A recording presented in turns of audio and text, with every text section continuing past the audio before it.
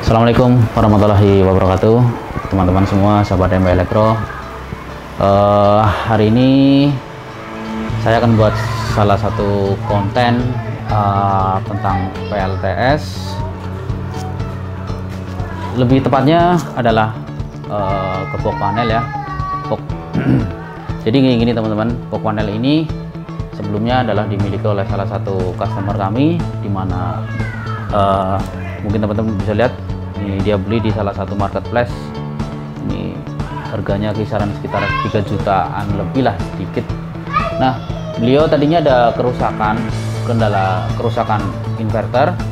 Kemudian setelah ngobrol-ngobrol panjang, akhirnya punya kesepakatan bahwa box panel ini mau dimaksimalkan untuk fungsinya. Nah, kita tidak bisa seperti kayak orang-orang yang begitu profesional, tapi kita punya basic. Saya pribadi punya basic sederhana, akan saya buat seminimal mungkin, sesederhana mungkin rangkaiannya, tetapi semaksimal mungkin fungsinya. Nah, untuk standar yang waktu rekan kita, anggaplah rekan kita A ya, waktu si A dia beli, bawaan dari sana adalah CC-nya seperti ini, solar charger controller yang sejuta umat. Kemudian ini dia inverternya merek Taffer yang 2000 watt, kemudian inverternya rusak.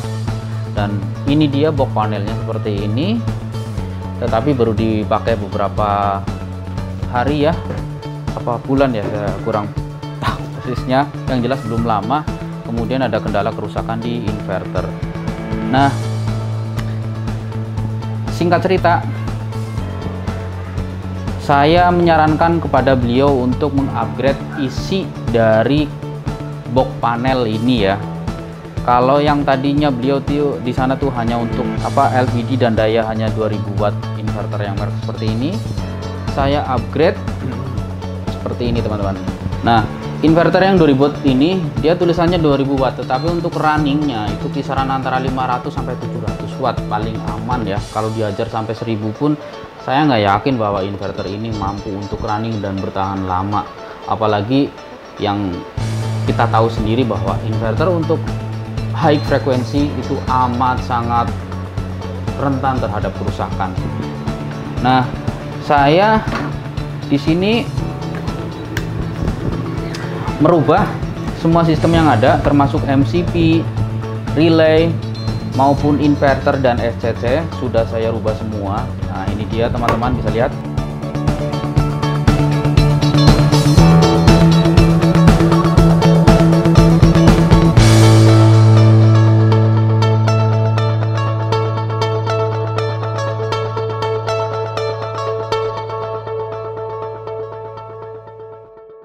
Ini dia rangkaian dari box panel kita. Saya bisa jelaskan secara ringkas santai lah ya. Jadi yang ini adalah MCB, ini untuk menghubungkan dari inverter ke aki. Ini adalah kabelnya masuk ke MCB. Di sini saya menggunakan MCB AC aja 63 ampere. Ini plusnya saja. Kemudian minnya, ini min dari inverter saya langsung keluar ya, ini keluar. Jadi ada kabelnya tuh. Jadi kabel ke aki tuh panjang lah, ini saya kasih 6 meter total semua. Kemudian ini adalah MCB AC yang dimana ini outputnya dari relay menuju ke beban, dan ini MCB untuk ini MCB 20 ampere. Jadi yang ini 60 ampere untuk aki, dari aki menuju inverter ya. Yang ini MCB 4 ampere ya, C4 4 ampere, C4 dari rangkaian atau dari relay atau dari rangkaian yang ada di dalam menuju ke beban. Saya batasi dengan MCB 4 ampere. Kemudian yang terakhir ini adalah MCB ukuran 20 ampere. Ini MCB untuk plusnya aja, jadi yang saya main itu plusnya aja. Ini adalah dari PV masuk ke SCC, ini plusnya saja. Jadi dari semua rangkaian di sini itu hanya menggunakan MCB 3 buah, yaitu aki ke inverter 1, yang kedua adalah ke beban 1, dan yang terakhir adalah dari panel surya menuju ke solar charger controller 1. Semua itu hanya jalur plusnya saja ya, sedangkan jalur minnya itu tidak ada yang dikasih MCB alias langsung ya. Nah, ini relaynya saya menggunakan Omron MK2SP, mungkin bisa dilihat teman-teman di kamera.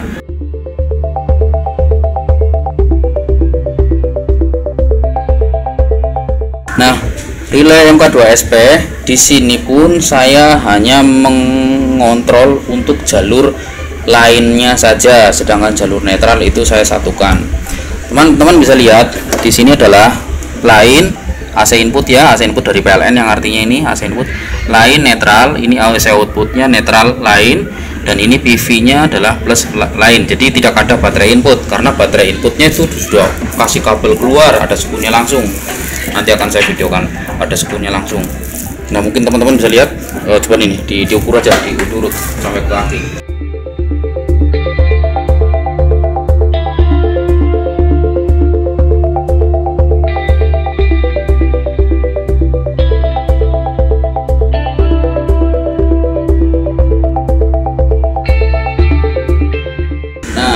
Perubahan yang pertama itu adalah di MCB, yang tadinya MCB itu rata-rata 2, AC-nya dikasih 1, tetapi MCB untuk aki dikasih 2, jadi ada 2 buah MCB, aki plus min. Jadi menurut saya itu kurang maksimal gitu loh, karena MCB itu notabene-nya bukan hanya untuk membatasi, tapi yang paling penting tugasnya hanyalah untuk menghindari terjadinya korslet ya.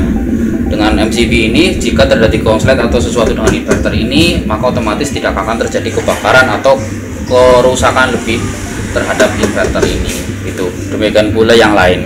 Sedangkan MCB PV itu saya taruh di antara PV dengan SCC. Tujuannya jika solar charger ini terjadi kerusakan, maka MCB ini akan ngetrip, maka otomatis panel surya akan aman dari kerusakan. Seperti itu tujuannya. Ini dibatasi hanya 20 ampere. Nanti disesuaikan aja dengan panel suryanya. Kemudian relay ini saya join kerjanya. Jadi yang main itu adalah hanya yang di lainnya saja. Jadi teman-teman bisa lihat bagian ujung dan ujung saya gabungkan jadi satu pakai kabel ini tuh.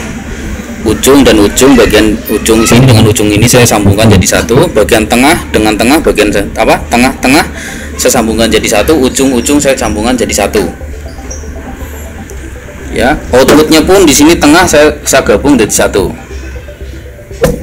Nah, ini yang kabel coklat ini teman-teman bisa lihat, kabel coklat ini yang bagian tengah yang kayak huruf O itu adalah penggabungan. Nah, saya gabungkan seperti ini dengan tujuan agar relay ini lebih maksimal, tidak kerja berat saat ada hentakan tinggi atau kerja berat lah ya, beban yang mungkin di atas 500 watt, maka relay ini dia akan lebih efektif. Karena apa? Karena ada 2, yang tadinya adalah netral dikasih jalur sendiri, lain dikasih jalur sendiri untuk di switch sama relay. Sekarang hanya netralnya saja yang di join sama relay, dan relay itu otomatis yang tadinya 2 jalur sekarang 2 jalur itu memperkerjakan satu buah arus atau satu buah titik dari jalur listrik yang gitu loh. Jadi tidak ada netral, tidak ada lain, yang ada hanya lain saja masuk ke relay ya. Jadi makanya saya gabung, jadi titik sini yang tadinya netral saya ya lain, yang sebelah sini yang tadinya lain tetap lain juga. Jadi join lah, otomatis dia akan lebih awet. Misalkan maksimal misalkan 20 ampere, ini kan 10 ampere ya, maksimal misalkan tulisan 10 ampere, harusnya sekarang di atas 10 ampere bisa ngangkat. Seperti itu tujuannya. Kemudian yang ketiga adalah LVD. Nah, ini adalah LVD nya, LVD satu di atas. Teman-teman bisa lihat di sini, ini adalah sistemnya 24 volt. LVD ini berfungsi untuk memproteksi aki agar misalkan terjadi drop, maka otomatis aki masih terselamatkan, yang artinya tidak dikuras dengan daya yang banyak gitu oleh inverter dan rangkaian-rangkaiannya. Nah, LVD ini pun sudah saya modif, yang tadinya adalah inputnya inputnya dari aki atau 24 volt katakanlah ya, outputnya pun tadinya pun 24 volt, sekarang tidak teman-teman. Jadi inputnya ini 24 volt, outputnya itu bukan 24 volt, tetapi itu outputnya adalah semacam kayak NO dan NS. Atau bisa dibilang kalau misalkan tegangan ini untuk cut off nya 23, maka antara titik 1 dan satunya lagi, ini kan out ya, 1 dan satunya lagi dia tidak akan terhubung. Sedangkan kalau tegangan sudah memenuhi syarat untuk switch on atau sudah klik cetek lagi relaynya, maka titik 1 dan satunya dia akan menyambung itu. Nah ini LVD sudah saya modif, bukan LVD standarnya ya. Jadi kalau teman-teman mengaplikasikan rangkaian seperti ini, itu harus memotong jalur sedikit ya. Nah di sini saya mainkan inverter ini hanya untuk meng-cut off saja. Jadi bisa dibilang inverter ini dia akan kerja terus menerus, tidak ada matinya. Jadi nanti kalau misalkan tegangan baterai drop, maka otomatis ininya akan terputus output AC dari inverter menuju relay itu akan terputus oleh si relay.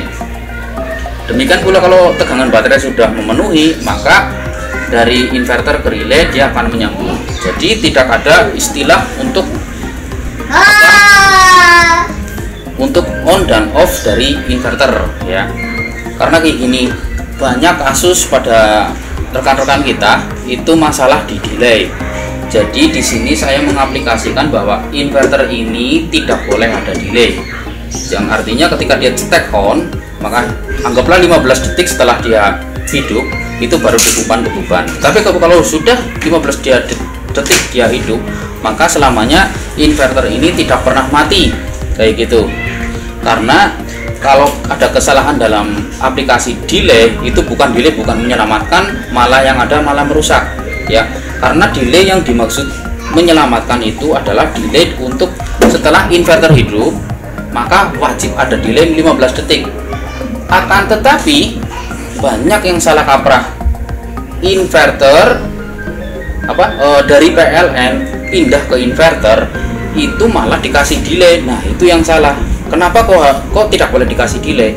Alasannya simple, yaitu karena kalau dikasih delay, maka tegangan atau beban daya rumah kita itu akan meningkat secara signifikan dalam sekian detik ya. Karena istilahnya anggaplah adaptor kita yang memakai power switching, tiba-tiba lagi hidup, TV lagi hidup, tiba-tiba dimatikan, kemudian kita hidupkan lagi, kan otomatis untuk start awal itu elko di bagian power supply TV tersebut akan membutuhkan tenaga yang lebih banyak untuk start awalnya.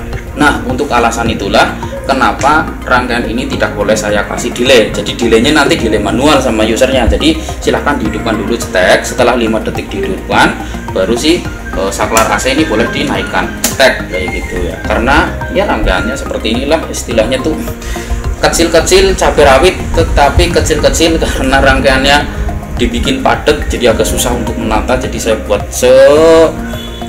sesederhana mungkin, sehemat mungkin gitu ya. Ini aja udah banyak.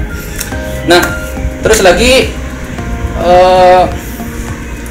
untuk pendinginan, saat nanti ini beroperasional baik siang maupun malam, itu si pintu ini wajib ditutup, tidak boleh dibuka ya. Dan ini harus posisinya di tembok boleh seperti ini, atau mungkin dibaringkan seperti ini boleh ya. Intinya tidak boleh seperti ini di sini langsung menyandar ke lantai, itu tidak boleh. Karena apa? Karena di sini ada sirip untuk lubang udara 2, ini tidak boleh tertutup. Kemudian atas ada lubang 2, tidak boleh tertutup ya. Ya ada 2 lubang, ada 2 lubang, ini ada pendinginan. Rangkaian awal ini waktu standarnya adalah hanya di atas kasih lubang, di bawah kasih lubang. Sekarang saya kasih modifikasi. Di bagian atas saya kasih kipas untuk keluar ya, ada 2. Di bagian bawah pun ada lubang. Yang tadinya tuh hanya lubang saja, tidak ada kipasnya, sekarang kasih kipas. Nah kipas ini dia dikontrol, ada termostat atau rangkaian pen switch saat dia panas. Termostat itu saya pasang di body SCC, tapi di bagian dalam sini. Jadi kemarin saya minta izin sama yang punya ketika baru beli ke sini, ini saya bongkar, kemudian SCC-nya termostatnya saya taruh di belakang komponen IC yang panas, kemudian saya keluarkan. Nah, di sini ada kabelnya, mungkin teman-teman bisa lihat. Nah, ini adalah kabel untuk termostat ya. Ini kabel termostat. Kemudian satu lagi kabel termostat saya pasangkan juga di rangkaian inverter sini ya. Jadi kabel termostat yang satu itu masuk di MOSFET bagian tegangan tinggi, atau tipenya kalau nggak salah itu sekitar 40N60 lah di bagian tegangan tingginya. Nah, MOSFET tegangan tingginya itu saya kasih termostat, kemudian saya join keluar. Jadi termostat yang ada di SCC dengan termostat yang ada di inverter itu mereka masing-masing bekerja sama, yang dimana jika suhu salah satu itu terjadi panas over, saya pasang kemarin 55 derajat. Jika suhu salah satu ini sudah mencapai 55 derajat di bagian termostatnya, maka otomatis si kipas bagian atas ini dia akan nyala. Kipas atas nyala, kipas ini nyala, dan kipas atas itu dia menghadap ke atas ini ya. Saya posisikan seperti ini karena supaya lurus. Nah, ini kipas inverter, teman-teman bisa lihat kipasnya ada di posisi atas ini tuh. Jadi kipasnya ada di posisi atas inverter, ini saya luruskan dengan kipas di atas. Tujuannya siapa? Supaya sejajar seperti ini. Jadi ini wajib ditutup. Makanya kalau seandainya ini dibuka, pertanyaan, oh bukannya lebih dingin kalau dibuka? Tidak.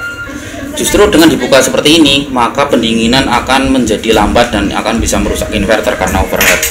Notabene-nya adalah gini, kalau seandainya dibuka begini, ya, maka jika kipas ini atas berputar, maka kipas itu akan mengambil udara dari segala arah yang terbuka, yang artinya bisa dari sini, Kalau seandainya mengambil udara dari sini, maka daerah sini dia tidak akan mendapat pendinginan gitu, teman-teman. Nah, dari sini saja, Tapi dengan ditutup seperti ini, maka aliran udara itu hanya melewati dari lubang, ya, lubang bawah sini akan masuk tersapu secara merata ke sini. Alhasil akan lebih maksimal. Makanya jika teman-teman punya inverter atau punya lebih baik harus posisinya tertutup, arahkan kipas sesuai dengan tujuannya. Lebih baik di putaran kipas dipercepat atau diarahkan sesuai dengan tujuannya, gitu. Ya, kipas di sini arah keluar, ini keluar. Jadi kesapunya ke sini lah ya, paham teman-teman. Nah, sekarang akan saya uji coba inverter rangkaian ini dengan beban kisaran 800 watt sampai 1000 watt. Ini inverter 1000 watt, tetapi bisa diajar di atas 1000 watt karena sudah saya sedikit modifikasi. Cuman tidak disarankan untuk terus menerus ya, kalau bisa sih hanya beberapa saja. Oke teman-teman, selanjutnya akan saya demokan untuk beban ya. Ini ada 3 saklar, Di sini ada PLN, auto, dan PLTS. Kalau di posisi ke PLN seperti ini, maka jika colokan PLN nyala, di sini colokan PLN saya pakai ini ya. Tetapi sebenarnya di dalam ada soket untuk masuk AC input. Nah ini jika AC input di bawah itu menyala. Nah ini jika AC input ini nyala, maka otomatis akan mengambil prioritasnya ke sini. Jadi otomatis inverter ini tidak akan bekerja, yang alias dia hanya memakai arus dari PLN. Akan tetapi jika saya posisikan auto atau PLTS itu, maka outputnya ini dia hanya selalu memakai dari inverter ya. Teman-teman jangan bertanya, waduh gimana caranya supaya inverter nanti prioritas. Nanti akan saya buatkan konten sendiri di lain waktu ya. Ini karena saya untuk menyingkat waktu dan customernya pun tidak butuh yang inilah, yang penting maksimal gitu. Nah selanjutnya teman-teman bisa lihat. Nah ini dia soketnya. Di sini ini adalah PLN masuk, ini line netral line ya. Ini line masuk ke sini, ini netral ini dengan netral ini, yang artinya ini adalah netral inverter dengan netral PLN saya gabungkan. Ini netral inverter itu warnanya biru. Nah ini kabelnya ya, teman-teman bisa ketahuan nih, kelihatan di kamera. Nah ya, ini netral dari inverter itu saya masukin ke sini. Sedangkan netral dari PLN, yang anggaplah dari bawah kan PLN ya, itu saya gabungkan. Tuh. Nah ini kan di join ya, jadi satu. Jadi istilahnya itu adalah ini netralnya ditabrakin teman-teman, netralnya ditabrakin. Nah nanti kalau bisa nanti netral ini selain ditabrakin dengan netral PLN, kalau bisa ini juga ditambah jalur ke ground atau tanah ya, untuk memaksimalkan kayak gitu, jalur ke ground atau tanah. Tapi jangan menyalurkan dari jadi semuanya tuh harus tetap pakai kabel net ke tanah nggak apa sih, apa istilahnya, kalau nggak ke tanah juga nggak apa-apa sih, tapi ke tanah lebih bagus asal jangan error ya. Nah ini saya gabungkan ya, ini harusnya sih nggak error kan, ada jalur kabelnya masih ngikut kabel netralnya dari PLN. Nah kemudian outputnya dia satu-satu ya, ini outputnya ngambil dari sini, ini di sini. Nah cuman ini aja ya teman-teman, ini yang mungkin agak berbeda dari rangkaian inverter pada umumnya atau hybrid pada umumnya adalah saya gabungkannya jalur netral. Jadi netral inverter dan netral PLN saya gabungkan jadi satu, alias dia tidak ngikut ke rangkaian manapun. Jadi ini kabel hitam ini hanya untuk menghidupkan si relay saja, supaya relay itu bisa bekerja ya. Jadi istilahnya tuh nggak ada switch untuk jalur netral gitu teman-teman. Oke, saya demokan, saya hidupkan dulu ya. Ini kondisinya aki mati ya, kemudian akinya saya hidupkan, kemudian inverter saya hidupkan.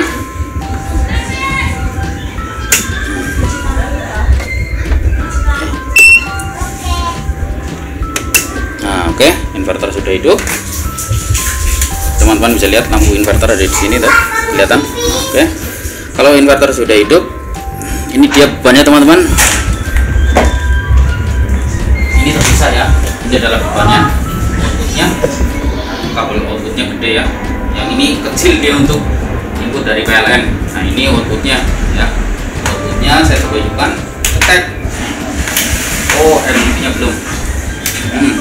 MCB sudah saya naikkan. Nah, teman-teman, saya coba ambil tang ampere dulu untuk mengukur berapa daya yang dikeluarkan ya.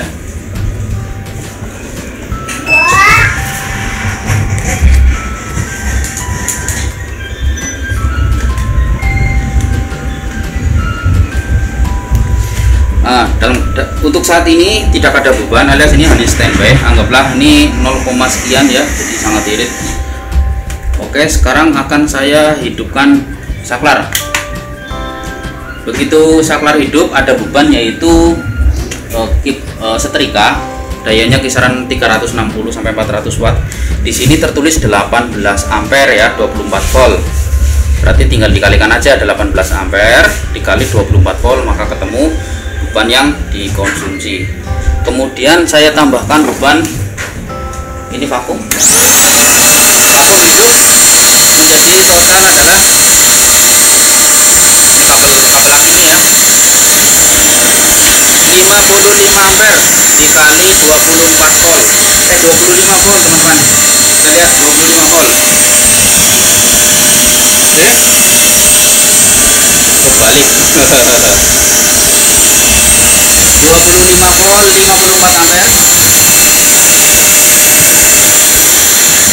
Mantap. Sekarang akan coba saya pindah. Ini kan saya gabungkan netralnya ya, netralnya saya gabungkan, saya tambahin ke PLN.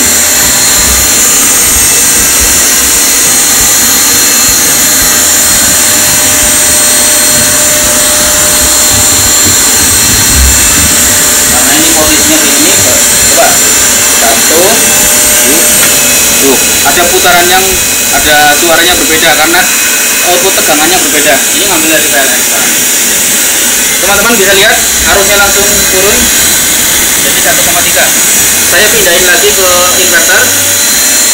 Begitu pindah ke inverter, arusnya naik menjadi 33 ampere. Dan pindah ke PLN, kembali arusnya untuk standby saja, yaitu 1,3 ampere. Oke teman-teman, sekarang arus 54 ampere ya. Sekarang akan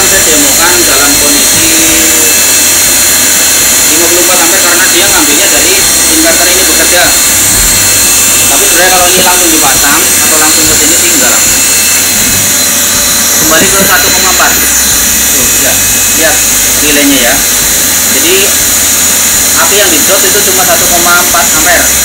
Kalau PLN mati kembali ke 32 karena ini mati udah tuh kan, mati.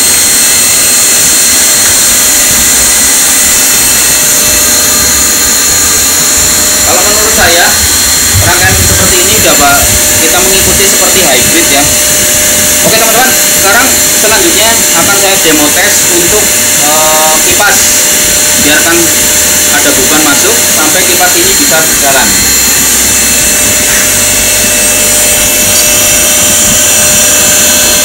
Ini beban kisaran 800 watt sampai 1000 watt. 54 ampere dikali 24 volt, dihitung sendiri 1000 wattnya lebih. Tapi belum nyala kipas.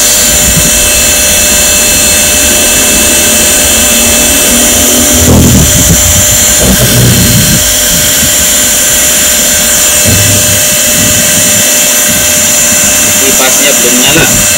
Teman-teman perhatikan. Tuh, mantap.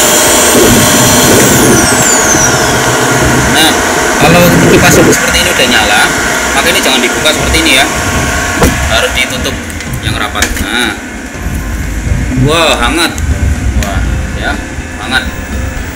Kalau dibuka dingin. Ini kalau ditutup kan hembusannya hangat ya, hembusannya hangat. Tapi kalau dibuka seperti ini, hembusannya jadi agak dingin karena udara ke sini. Nah, seperti ini ya. Jadi udara benar-benar terarah seperti ini teman-teman.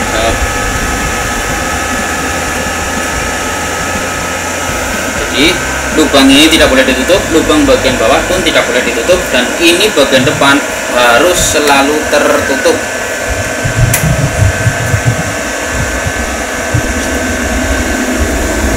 Lumayan agak lama ya, bukan 300 wattan tadi.